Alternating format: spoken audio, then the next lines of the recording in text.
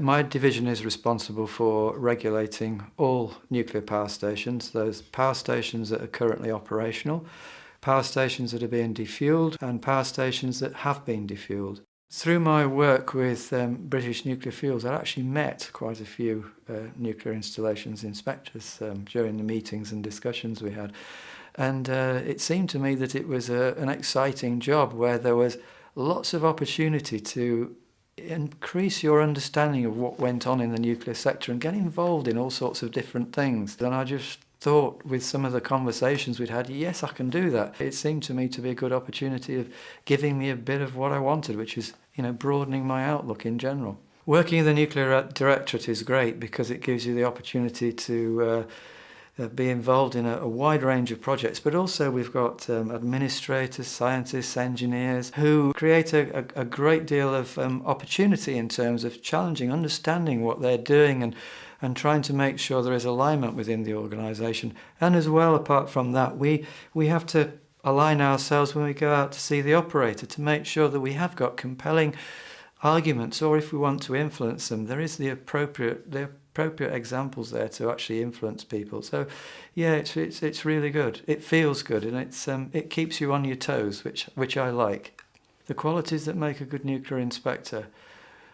Well, the nuclear inspector it's a different role to what people are often used to, in that it's about making balanced judgments on matters relating to nuclear safety, and that involves understanding where different disciplines are coming from, understanding where the checks and balances have been need to be made, and understanding where the sort of the cliff edge conditions are. That is, asking the what if questions. What if that happened? What if that didn't happen? So it really needs somebody who is actually able to take a broad view on a wide range of subjects, even though they are specialist in one, recognising the contribution these other disciplines have, these other areas have, in the overall decision that we actually have to make. So really it's a person who can think out of the box and make a balanced decision. The other thing that's really important is the behavioural skills. What's really important is when actually interacting with people, both your own people and with the licensee, behavioural skills are really important. Negotiating to a position which secures improvements for the benefit of all. So it's not only being a nuclear scientist or a nuclear engineer, it's also having those behavioural skills which will help to lead you to the desired outcome that is required.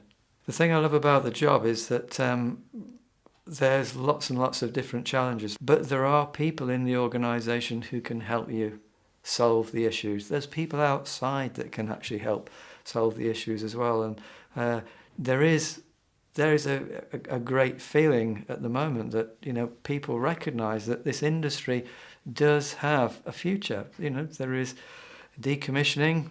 Activities have to be undertaken to secure long-term decommissioning, but also make sure that plant remains safe. The power industry itself, the plants that are operating, the industry wants to continue to operate them for as long as possible. New build, it's really good. There's a 10-year window there. It's great. It feels good.